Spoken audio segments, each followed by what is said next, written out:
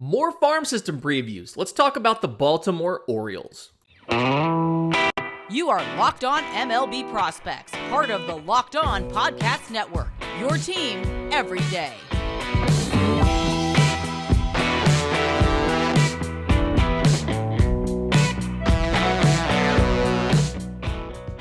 Yes, welcome on in to Locked On MLB Prospects, your home for all things minor league baseball. I'm your host, Lindsey Crosby, baseball writer and podcaster. Thank you for making this your first listen every single day. And as we've been doing this week and all the way up until pitchers and catchers report in February, we're going to go through every single farm system and get you ready for 2023. Today, Baltimore Orioles, and more so than a lot of other teams, Baltimore is banking on the quality of this top four and the impact that they can have on the organization. Wasn't super active in free agency. You went out and you got Adam Frazier, but for the most part, kind of rolling with the guys on the roster. And these top two prospects are a big reason why you can rely on that depth to be competitive in the AL East in 2022. You were 83 and 79 last year without these guys. But number one prospect in the system, Gunnar Henderson, 2019 second rounder out of high school here in Alabama, near where I live, and looked fantastic last year, right? Got 112 games in the minors between AA Bowie, AAA Norfolk, and then got called up to the bigs for a cameo at the end of the year. So 112 minor league games, 297, 416, 531, 19 home runs, 50 extra base hits, and 79 walks to 116 strikeouts with 22 of 25 on stolen bases. Got called up to the bigs, 34 games of time playing some third base, some shortstop. I think he even played second once or twice. But 259, 349, 440. So you see the on base come down, 70, 80 points. You see the slugging come down almost, 90 or so points. But 4 home runs, 12 extra base hits, and then in those 34 games, you had 16 walks to 34 strikeouts, 1 of 2 on stolen bases. And part of the reason that Baltimore is so excited for Gunnar Henderson and was content to stay put is Gunnar, to them, has the floor of a guy that contends for all-star games and the ceiling of a potential MVP. And I think that's probably the right way to look at Gunnar Henderson. Number one prospect in baseball for a reason. And when you look at his tools, everything is plus or better. Hit tool, 60 grade. Power is probably a 70 grade. He's one of the better power hitters in this system, despite being a shortstop and despite being so young. I mean, he was 21 last year when he got called up. Speed-wise, plus speed. Defense, I think... plus, he would be at least above average, if not plus, at shortstop. I think if he moved to third, and I don't think he has to. He could stick it short defensively. If he moved to third, I think he would be elite. Like, he'd be one of the 3 best defensive third basemen in baseball. Arm is probably a 70 grade. It's an absolute cannon, and that's part of the reason I think he could, he would look a lot on defense like a Manny Machado would look, with the fantastic throws from a foul territory on the third base side to get a fast runner at first. I mean, that's the kind of level we're talking about for Gunnar Henderson. Offensively, there's not a ton of stuff to work on. The biggest issue that I saw in that brief look last year was spin on the outer half. He seemed to have a little bit of an issue. It was either a swing decision thing or it was when I did swing, you would just miss. So whether it's chase or whether it's just not picking up if it's going to be a strike or not when it's spin on the outer half. And I think that's something that, one, is experience, right? You need to see these big league pitchers and see what those breaking pitches can do before you can comfortably read it out of the hand and know whether it's going to be a ball or a strike. But he still has, again, plus hit tool, I think a 70 grade power.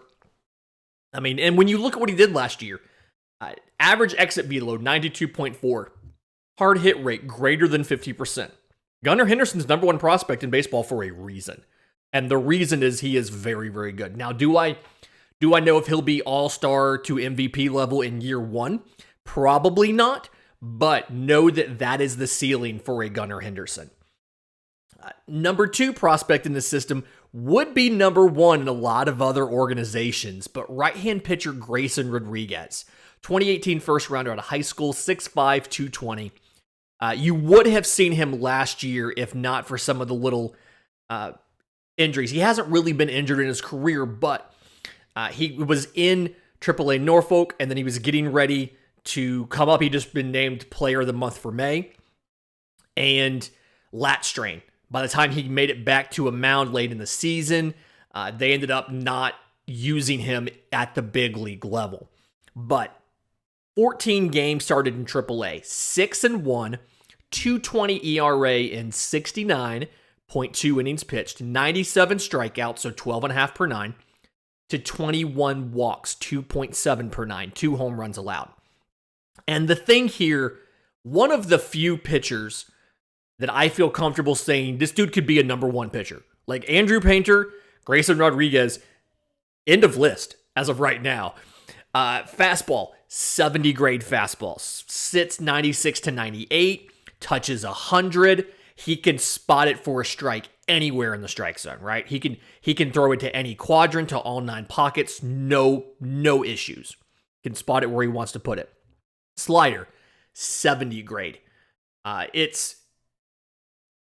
It sits low 80s, can get to 85, has a lot of late movement to it. And the thing with it is he can adjust the shape of the pitch, right? He can make it break more and earlier. He can make it break less and later. And so it's only like it's 1 pitch, but it serves the function of maybe 2 pitches. But again, controls it very well. Can put it wherever he wants to with whatever kind of shape he wants to put on it. And so very, very useful. The changeup, learn that pitch in professional baseball, but it is a plus pitch. Kind of looks like a screwball, but he can throw it against both lefties and righties. Curveball, I think is above average. Some of that's potential. He doesn't use it a ton. He did unveil a cutter last year, mostly against lefties. And I think that's something that could be above average as well with a little more work on it. Again, had the lat injury last year, but outside of that, you haven't really seen him have physical issues. He's, the big frame, very repeatable delivery, looks phenomenal. I'm very excited to see him take a major league rotation job out of spring training, run that throughout the season and see how well he does. The only thing that I will say is he got 100 innings in 2021. Last year, he only got about 75. And so you're going to have a question at some point in time of how much do we jump his workload in 2023? And the Orioles hope that they're in a pennant chase and it's a tough decision versus being out of it. We'll see what happens. Number 3 prospect in the system, shortstop Jackson Holliday. Number 1 overall last year. Obviously the son of Matt Holliday, who I think just resigned as the Cardinals bench coach. But not a ton to give you here because he got 12 games in the minors last year. So a lot of this is kind of still the scouting report from the draft, but should absolutely stick at shortstop. Like, appears to be a no doubt shortstop. And then offensively, looks like he's going to hit for a bunch of power, but more so just significant on base. Age 18, Loe Delmarva, 12 games after the draft, 15 walks to 10 strikeouts. Should absolutely be an on-base machine. The power is going to come in as he physically matures. So you got to feel really good about Jackson Holliday being hopefully the last top, highly drafted prospect you get for a while if you're the Orioles. You don't want to draft it there again. And then number 4, Colton Cowser. So 2021 first rounder out of Sam Houston State is going to be knocking on the door this year. And we'll get to that in a few minutes about where can he play and what options do we have out there. But 138 games last year between AA Bowie and AAA Norfolk. 278, 406, 469, 19 home runs, 57 extra base hits, 94 walks to 174 strikeouts, which, yes, that is high. 138 games, 174 strikeouts. 18 to 21 on stolen bases. Defensively, let's get this out of the way. I think he could be average in center field. The speed is above average. The arm is above average. So he can play center field. He can be average in center field. If he comes up this year, Cedric Mullins is your starting center fielder, so you can put him in a corner and you're fine. Going forward, if Cedric Mullins is injured or traded or whatever, Colton Cowser can play center field at an average level. Don't expect, the best defense in baseball, but don't expect him to be a liability. Offensively, I think, one, he's not ready, but two, he's kind of got to figure out what he wants to be. This is one of the reasons the Orioles like to give their guys 300 or so at-bats in AAA before they call them up. He's got to figure out what he wants to be. So, AA Bowie, 341, 469, 568 in 49 games. Fantastic slash line, right? When he goes to AAA Norfolk, 219, 339, 429. A more muted, subdued slash line. I think he has the skills to go either way. He can either be that high average, high on base percentage gap hitter who can put a ball from foul pole into the gaps and take extra bases, or he can lean into that pull side power because he is a lefty. So in Baltimore, he's not hitting into that deep left field. If he's pulling the ball for power, he can give you above average home runs. I think the power is above average. He just has to figure out which one he wants to do. I would rather him be the high batting average, high on base guy, but it kind of depends on what the team needs. I feel like you can get power somewhere else. Like, you saw what he did, what the strikeouts did, 174 and 138 games, because they were talking to him about leaning more into the power, doing damage with your swings, pulling the ball, elevating the ball, and you kind of saw what happened. The home runs started coming, but the strikeouts ticked up as well. So, decision to be made there. In just a minute, I want to get into the state of the pitching in this system. Really interesting. But first, today's episode is brought to you by our friends at Built Bar. If you're looking for a delicious treat, but you don't want all of the fat and the calories, you've got to try a Built Bar. We just got to the holidays. One of my goals has been to eat a little healthier this year. And if you're like me and you want to eat healthy, but you don't want to compromise taste, then I have got the thing for you. You got to try Built Bar. Healthy is actually tasty. Like, they're so delicious that you won't believe they're actually good for you. It's perfect for your New Year's resolution. So for starters, all Built Bars are covered in 100% real chocolate. The flavors are fantastic. Churro, peanut butter brownie, coconut almond, and then nutritionally, it hits all your macros, right? 130 calories, 4 grams of sugar, 17 grams of protein. And then the Built Bar has been here for a while. We love and appreciate Built Bar here at the Locked On Podcast Network. And I've always told you to go to Built.com and use promo code LOCKEDON15 or whatever it might be to get a discount, and then you got to wait for the packages to come in the mail. Now you don't need to do that anymore. You can go to your local Walmart or Sam's Club. If you go to Walmart, walk to the pharmacy section, grab yourself a box of Built Bars. You can get a 4-bar box of cookies and cream, of double chocolate, or of coconut puff. If you're close to Sam's, you can run in and grab a 13-bar box of brownie batter and churro. So you can go to Built.com, you can check out the list of everything there, the limited time things, the seasonal things, sign up for a subscription plan if you want, or you can go to Walmart or Sam's Club and pick up a box. You can thank me later. Okay, so state of the pitching for the Baltimore Orioles. It's really interesting how they do. I think we're at the point now where we have to put the Orioles up in one of those higher tiers as far as player development and drafting. Kind of like we talk about Tampa Bay or Cleveland or the Dodgers or even the Astros. Like, the thing that I'm very impressed with is they definitely have synergy. Corporate buzzwords. They definitely have synergy and harmony between scouting and player development and the actual draft pick. Everything kind of falls in line. They understand, here are the traits that we want to look for. We're going to identify prep and college players that have these traits.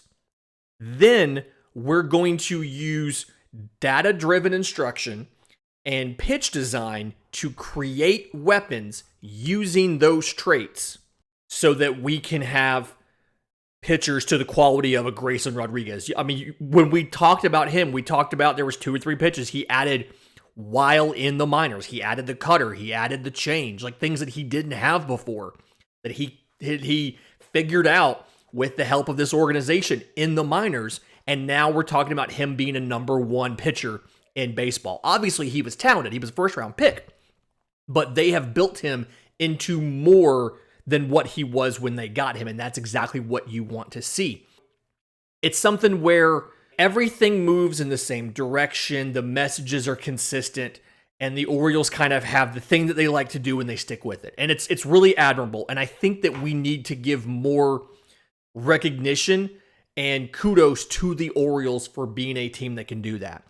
So, like, looking at some of these pitchers. Okay, Trace Bright, 2022 fifth rounder out of Auburn. Somebody that people both inside and outside the organization are very excited about. Some of his offseason workouts, I've heard the quote, "You're not going to believe these TrackMan numbers," talking about Trace Bright. And like, as somebody who saw his TrackMan numbers in college, they're right. He has traits that they have identified. So kind of ignore, I'm not going to say ignore, but his regular season stats don't look that great in college last year. 80 2/3 innings, 94 strikeouts to 38 walks, and a 5.13 ERA, right? But go back, if you want to watch a game to see kind of what he does, go back to the College World Series and watch the opening round victory against Stanford. He goes 5 innings with 8 strikeouts and 2 runs.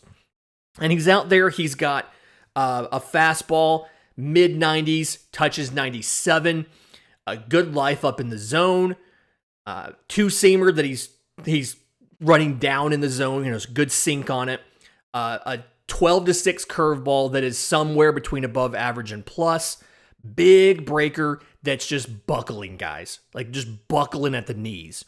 And then to go along with it, he's got a hard slider with some depth to it, average now, could get better, and then a plus changeup in the low 80s. And just like with some good fade to it. And he has the traits, and they are molding him into a pitcher. And he just has to be consistent with those secondaries and keeping that 2-seamer down. And you're looking at a guy that had a 5 ERA his final year of college, turning into an MLB pitcher. Another guy in this system who I'm very excited about, and again, you can very easily see why they wanted a guy like this, DL Hall. So 2017 first rounder out of Valdosta, Georgia, out of high school. And one of the best fastballs that I have seen from a lefty in a long time. 80 grade, 97 and 99, touches 101 with it. Looks absolutely ridiculous. The slider, 70 grade, high 80s. It has a bunch of sweep to it, totally misses bats, and then has a changeup that is a plus pitch in the low 80s. So you've already got your different speeds there, your low 80s, your high 80s, and your high 90s. Plays really well off the fastball, right? Looks just about the same coming out of the hand. And then last minute, changeup does changeup things. Fastball just keeps going up in the zone. Curveball, low 70s, but same thing. High 70s, low 80s, but same thing. Plays really well off the fastball. It's just the stuff is fantastic.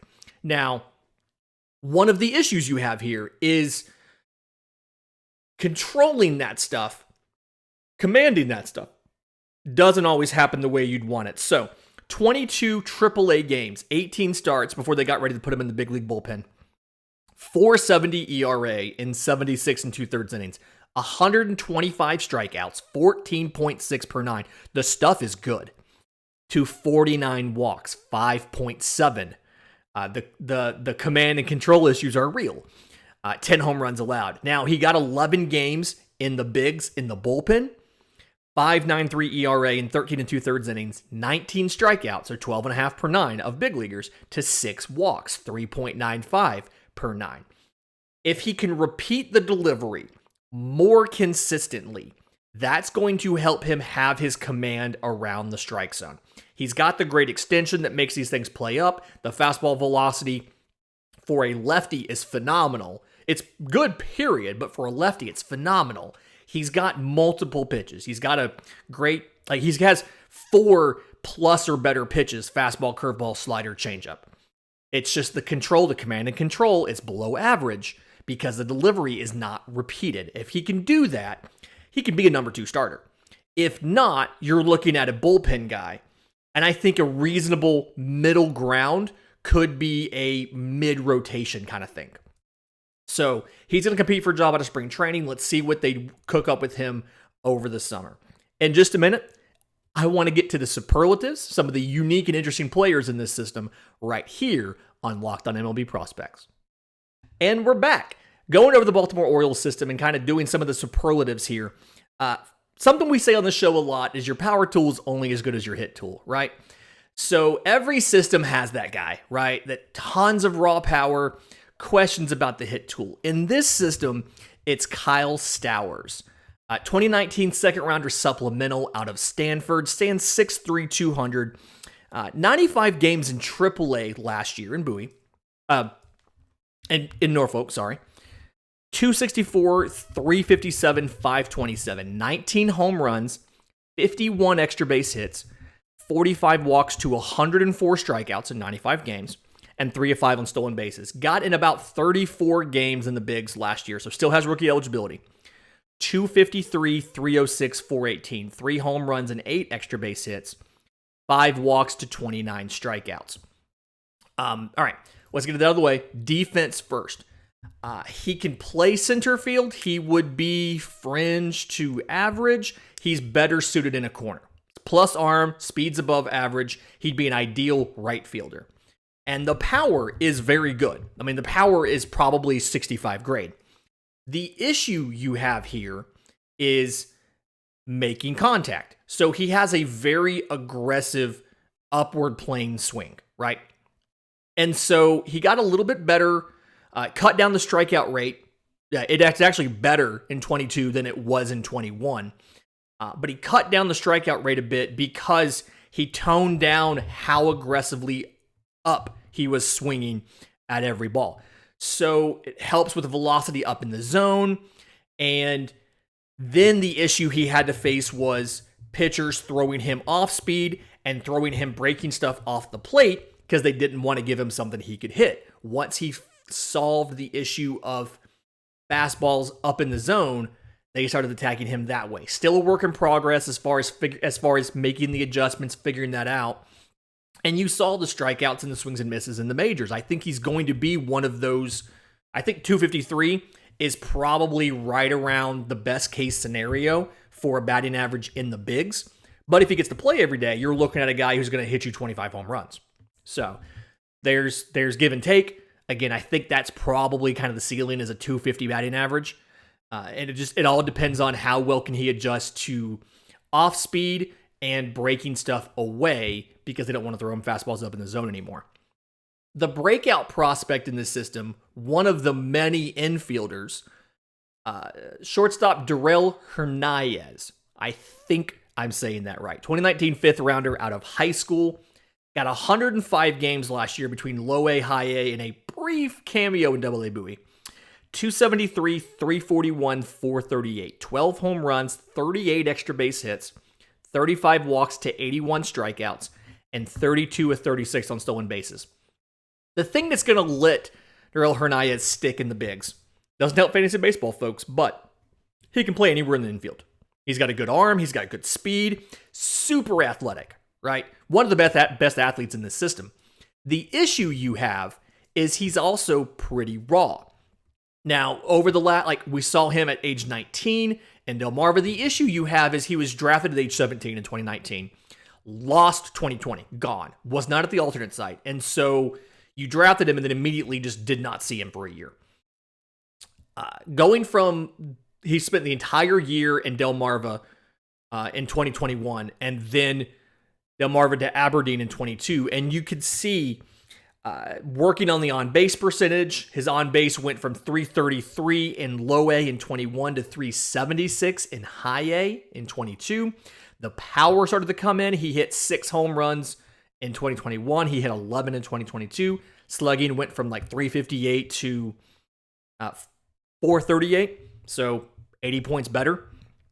And I think the ceiling that you're looking at is an everyday regular with average power, but the fact that he can play so many places, he hits fly balls more than half the time. I think if that power continues to develop a little bit more, you're going to have a really intriguing player and just another useful infield depth piece for this Baltimore organization. The guy that needs to stay healthy, if you listened to our Arizona Fall League episodes, you've heard all about this guy, but Heston Kjerstad.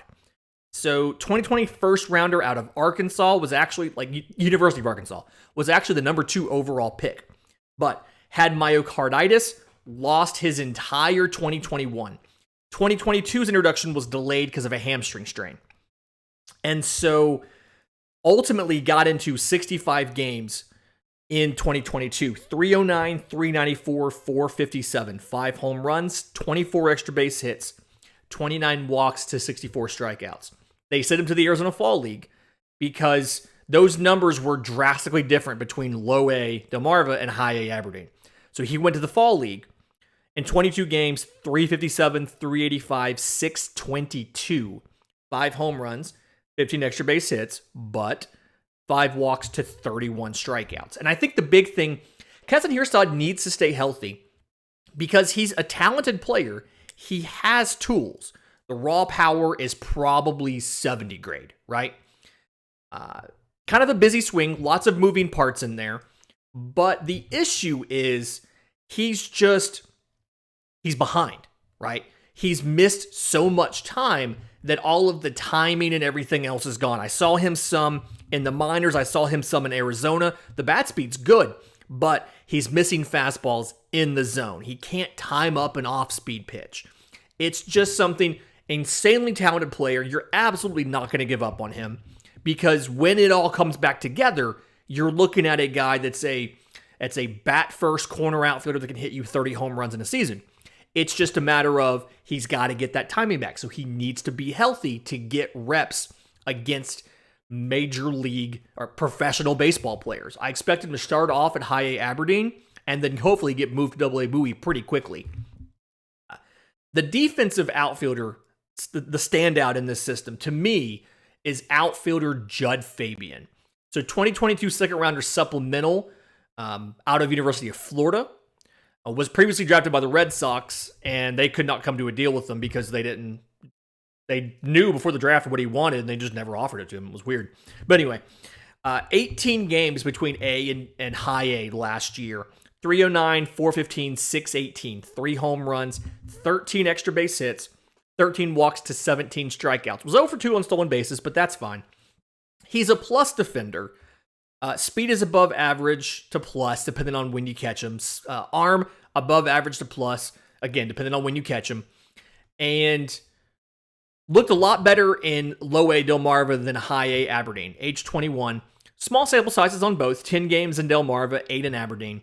But I think defensively, he absolutely can stick and be a plus defender in center field. He can positively impact games for you. The issue and the question is, where is his hitting ability going to end up, okay? So, good eye at the plate, good pitch recognition, doesn't expand the zone a ton, okay? 2021 in college, walked just about 15% of the time, brought that up to 20% of the time in 2022. Also hit 24 home runs. So, you like that. Here's the downside. One, he pulled a lot of those home runs. Well, he's a righty in Baltimore. You're not going to be able to pull those home runs in this ballpark. But then two, in conference play in 2022, he batted 193 in 30 games with 37 strikeouts to 33 walks. So where is the real Judd Fabian? How much swing and miss is going to be in the game as he keeps moving up the levels? And can he hit enough to make where we can use his defense on an everyday game-to-game basis versus capping out as a fourth outfielder and a defensive replacement type. Fantastic week this week. One more show coming up on Saturday. We've got the Boston Red Sox, their farm preview. But mailbag on Monday. If you have questions for the show, I'm on Twitter at Crosby Baseball. Show's on Twitter at Locked On Farm. You can email us, lockedonmlbprospects@gmail.com, or drop your questions in the new Locked On MLB Prospects Discord. Link is in the episode description. Link is in the show notes. Just a bunch of baseball fans chatting about free agency and who's released and who's traded, and our farm systems and trading cards and all of that stuff. It's a fun time. Until tomorrow's show, this has been Locked On MLB Prospects.